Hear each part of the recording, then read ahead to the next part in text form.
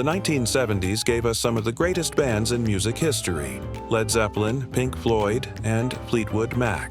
But for every legend, others crashed and burned spectacularly.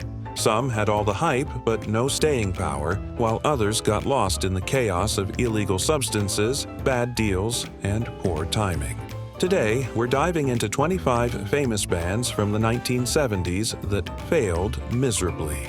Some you might remember, others you'll be shocked even existed. But each one has a story of fame that fizzled fast. Ready to relive the disasters? Let's get into it. Stars looked like they had everything needed for success. They had a flashy glam rock image, guitar-heavy anthems, and the backing of top producer Jack Douglas, who also worked with Aerosmith. In fact, fans and critics alike thought they could be the American answer to Kiss. Cherry baby, cherry, oh. But here's where things went wrong. The mid to late 70s saw disco explode in popularity. Bands like Stars couldn't compete with the disco wave led by Donna Summer and the Bee Gees. Even with touring, they failed to grab a wider mainstream audience. Their label didn't promote them strongly enough and radio play was limited. By the early 80s, Stars had become more of a cult favorite than a household name, remembered mostly by die-hard rock fans who felt they deserved better. Ever heard of Ramatum? Some people like to call them a supergroup, and honestly, you can see why. The band was packed with talent from the start. You had Mike Pinera, who already made a name for himself in Iron Butterfly and Blues Image. Then there was Mitch Mitchell, the legendary drummer from the Jimi Hendrix Experience. And let's not forget April Lawton, a guitarist whose playing often made people stop in their tracks. Ramatum even included former members of Big Brother and the Holding Company, Janis Joplin's old band. With a lineup like that, you'd expect fireworks. But the story turned quickly. Their 1972 debut barely hit number 182 on Billboard, the follow-up didn't chart, and by 1974, the dream was over. Another band lost in the crowded 70s rock scene. The Runaways was revolutionary for their time, an all-girl rock band in the mid-1970s, fronted by teenagers like Joan Jett, Lita Ford, and Cherie Currie. Their fiery anthem, Cherry Bomb, made headlines, and they even found big audiences in Japan. But behind the scenes, things were far less glamorous. They were constantly belittled by a male-dominated industry that didn't take them seriously. Manager Kim Fowley was both controversial and manipulative.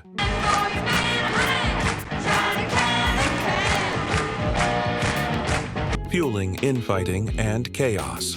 Without solid backing or industry respect, the band struggled to stay afloat. By 1979, they had split, with members moving on to successful solo careers. At the time, critics dismissed them as a flop, but looking back, history sees them as trailblazers who opened doors for women in rock. The Osmonds shocked the pop world by swapping matching suits for leather riffs on Crazy Horses, a move that read like a publicity stunt with teeth. They chased street cred and guitars, trading choreographed smiles for snarling vocals and unexpectedly grave themes, with environmental anger lodged beneath bubblegum fame. The title track roared with grit, an exhilarating crack of authenticity. Elsewhere, the album felt like a band stretched across two audiences, neither fully satisfied. Management pushed for crossover singles while the brothers wrestled with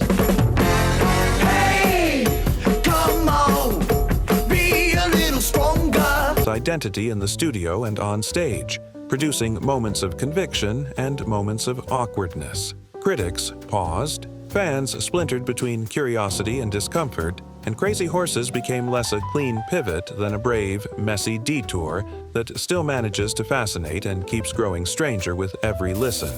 Where the Osmonds strained for grit, another band faltered by sanding theirs down.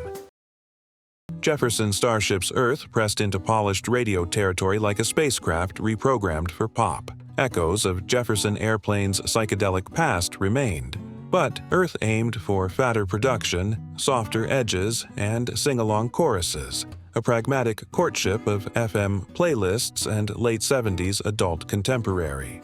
When Count on Me entered rotation,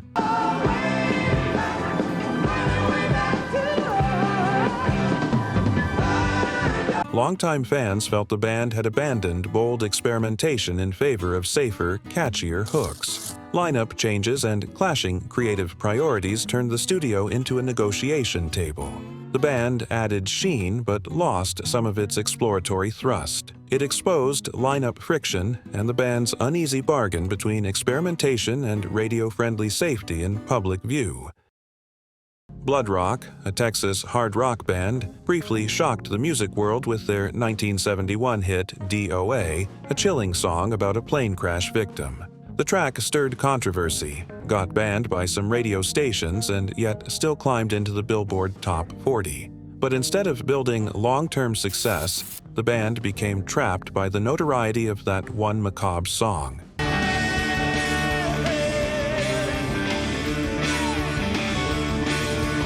They tried shifting toward progressive rock in later albums, but by then, tastes had moved toward glam and disco. With declining sales and a reputation as a death song band, they faded into obscurity by the mid-70s. Ironically, their legacy today rests almost entirely on DOA, which is often remembered as one of rock's darkest singles. Detective was signed to Led Zeppelin's Swan Song label, which made fans and critics assume they'd be the next big, hard rock act. They had the look, the Zeppelin connection, and industry hype on their side. But when their albums dropped in 1977 and 1978, the reception was lukewarm. Listeners felt they lacked originality. Manager ever. I mean, you could feel it around that band. He was very protective of them. And were simply a poor man's bad company. Even with touring opportunities, including opening for Kiss, they never found their spark. By the late 70s, they had split, remembered as one of the many bands that Swan Song Records pushed but couldn't turn into stars. Today, they're mostly seen as a curiosity connected to Zeppelin, rather than a band with a legacy of their own. Cheap Trick's All Shook Up brought studio gloss courtesy of George Martin, intriguing a band that thrived on the tension between power pop immediacy and arena swagger. Martin's orchestral instincts and meticulous layering smoothed rough edges and pushed the group toward a more sophisticated sonic palette. The move demonstrated ambition, trying to fuse Beatlesque craft with Cheap Trick's pogo energy.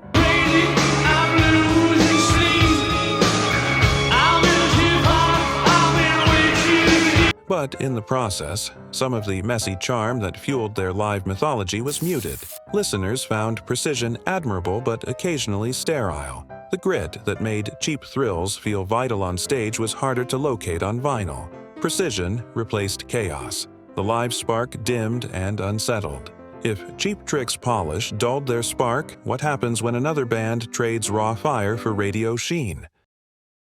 Stories looked like they were destined for stardom when their 1973 cover of Hot Chocolate's Brother Louie shot straight to #1 on the U.S. charts. With its soulful groove and provocative theme about interracial romance, the song was bold for its time and gave the group overnight recognition.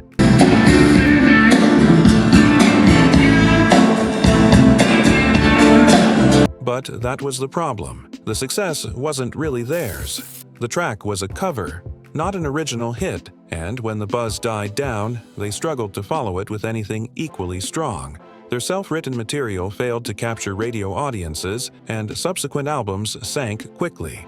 By 1974, stories were over. Remembered as a one-hit wonder defined by borrowed glory, they didn't crash because of a lack of talent, but because they couldn't escape the shadow of their single borrowed success. The Dictators was loud, brash, and fun, often considered one of the earliest punk rock bands. Their 1975 debut, Go Girl Crazy, is now hailed as groundbreaking. But at the time, critics didn't know what to make of them. Their mix of humor, garage rock, and teenage attitude didn't translate into sales.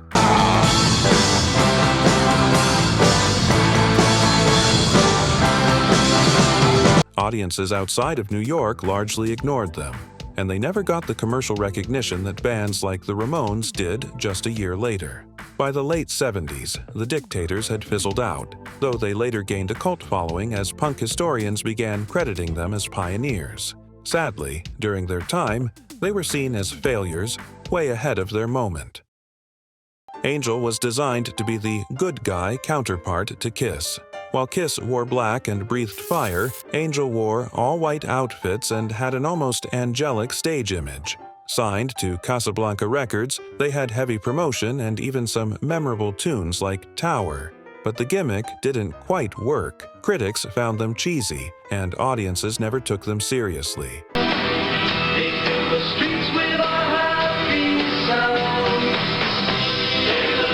They became more known for their over-the-top stage presence than their actual music.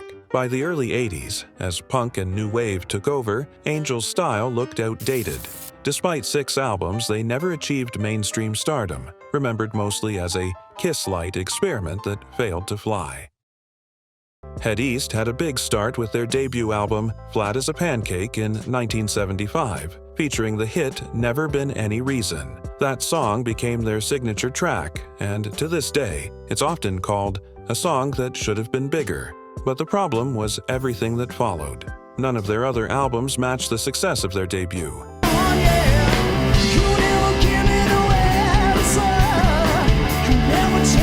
And they got stuck as a one-hit wonder. Constant lineup changes didn't help either. By the late 70s, they were still touring but struggling to stay relevant in a crowded rock landscape. While die-hard classic rock fans remember them fondly, they failed to cement themselves as a top-tier 70s band. Brownsville Station had one huge hit, Smokin' in the Boys' Room, a cheeky anthem that became a staple of 70s rock radio. But, like many bands, they couldn't escape the shadow of their own hit. Their later albums didn't sell well, and they became typecast as a novelty act rather than a serious rock band.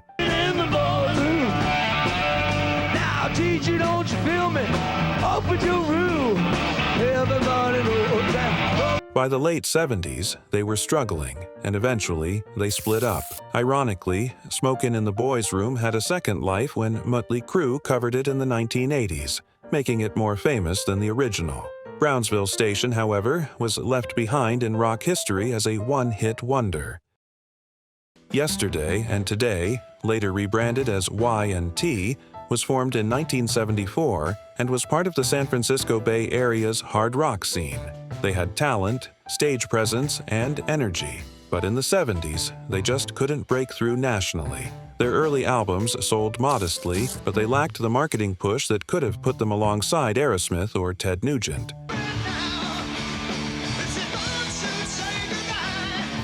It wasn't until the 1980s, with hits like Summertime Girls, that Y&T finally found mainstream success.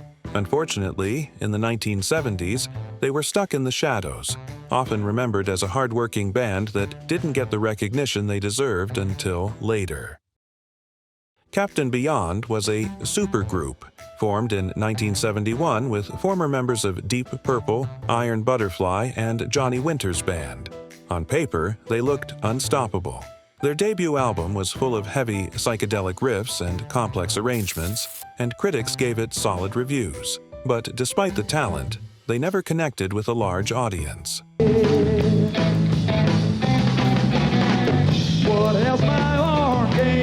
Their music was too experimental for mainstream rock fans, but not quite progressive enough for the hardcore prog crowd. Constant lineup changes also hurt their stability. By the mid-70s, they were fading fast, becoming more of a cult favorite than a commercial success. Today, they're remembered as a hidden gem, but back then, they were definitely a commercial flop. Captain Beyond had the talent but couldn't find their audience. But what happens when a band does stand out so much that their singer's voice becomes both their biggest asset and their biggest curse? With a name as quirky as Pavlov's dog, you'd expect something unusual, and that's exactly what they delivered. Known for David Surkamp's high-pitched, almost feminine vocals, the band stood out from the pack. Their debut album, Pampered Menial, got attention and even cracked the US charts. But that strange voice became both their blessing and their curse.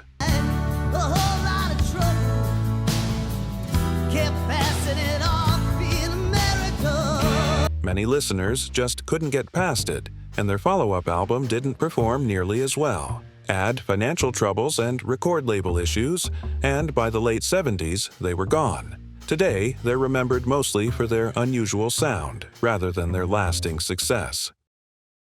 Crack the Sky was hailed by Rolling Stone as one of the year's most impressive debuts when their first album dropped in 1975. With clever lyrics and complex arrangements, they seemed destined for success, but while critics adored them, the general public didn't bite.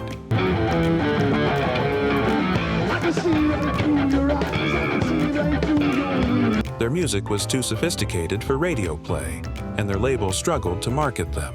They built a small but loyal following, particularly in Baltimore and Pittsburgh, but never broke through nationally. By the late 70s, they had faded to cult status, remembered as the Great Lost American Rock Band. The Raspberries' Starting Over blurred power pop's punch into smoother popcraft, as if the band tried wrapping their grit in radio-ready silk. Tight harmonies and hook-laden choruses showcased craftsmanship. Every chord felt chosen, every melody polished until it shone. Critics admired the savvy songwriting and technical chops, yet the charts barely stuttered in response.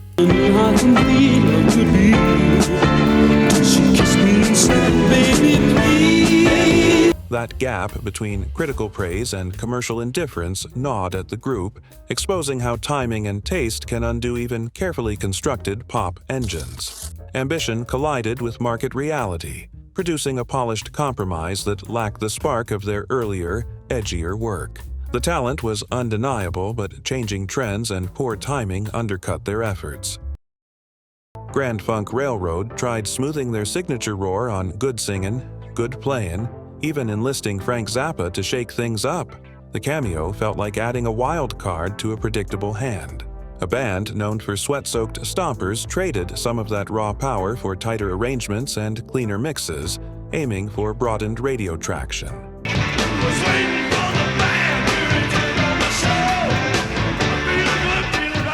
But production sheen can be a double-edged sword. It sharpened certain angles while dulling the barnstorming momentum that turned stadiums into furnaces. For fans who loved grit and reckless drive, the album felt oddly tamed. Polish dulled their furnace. Authenticity felt mysteriously absent now. Bang came onto the scene in the early 70s with heavy riffs and dark, Sabbath-inspired vibes. In fact, they were often marketed as America's answer to Black Sabbath. Their self-titled 1971 debut album turned some heads, especially with its doom-laden track, The Bomb, but the timing was all wrong. Heavy metal was still struggling to find a mainstream audience in the US, and Black Sabbath themselves were already setting the standard overseas.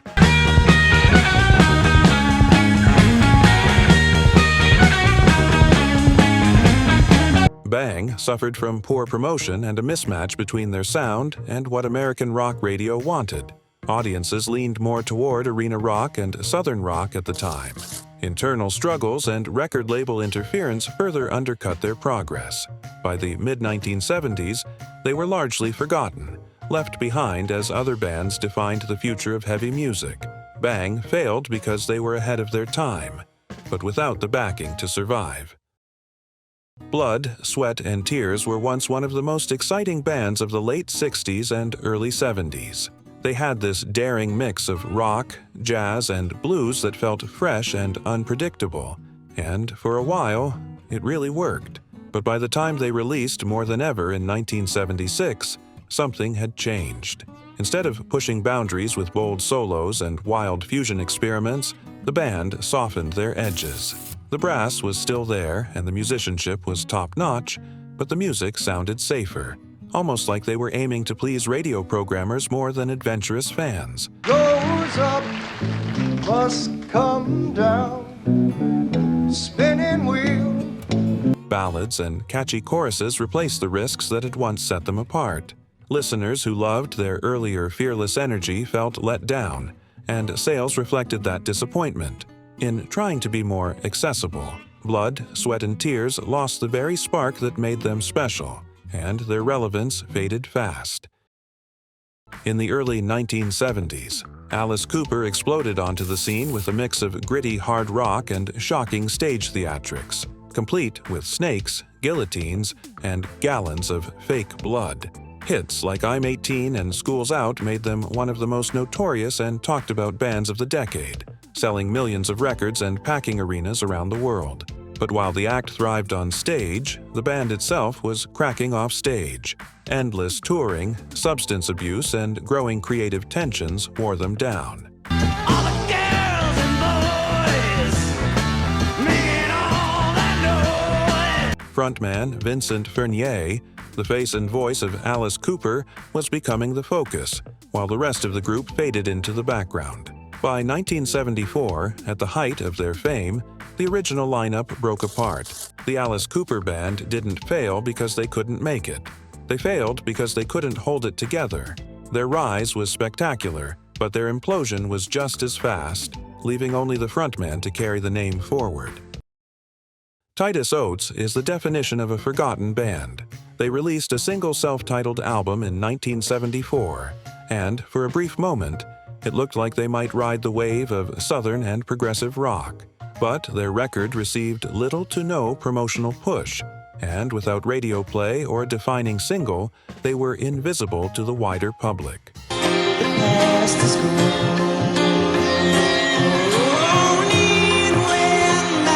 The 1970s music market was brutally saturated, and unless a band had a strong label or touring presence, they were crushed by bigger names. Titus Oates lacked a unique identity. They weren't heavy enough to stand out against rising hard rock giants, nor were they polished enough for pop crossovers. Their short lifespan wasn't marked by scandal or drama. It was simply the quiet death of a band that nobody outside of collectors and cult listeners noticed. They failed because they never had the momentum to begin with. Sugarloaf's Green-Eyed Lady is a song that still pops up on classic rock radio today with its hypnotic organ riff and jazzy groove. That single hit reached number 3 on the Billboard Hot 100 and gave the band sudden recognition. But when it came to following up, Sugarloaf struggled. Their subsequent singles and albums failed to generate lasting impact. Green-eyed lady, lovely lady. And although they had a smaller hit with Don't Call Us, We'll Call You in 1975, their reputation was already cemented as a one-hit wonder. The problem wasn't just their material. It was inconsistency. Audiences couldn't pin down who Sugarloaf really was. Were they jazzy, funky, rock? That lack of identity left them stranded in a decade where clear branding mattered. By the late 70s, they faded into obscurity. Their failure tied directly to being unable to replicate their breakout success. The Rockets emerged from Detroit in the mid-1970s, carrying the pedigree of former members of Mitch Ryder and the Detroit Wheels. They had grit, experience, and the raw sound of Motor City rock behind them. Their 1978 self-titled album gave them a modest boost. The core of this group played with Mitch Ryder of the Detroit Wheels.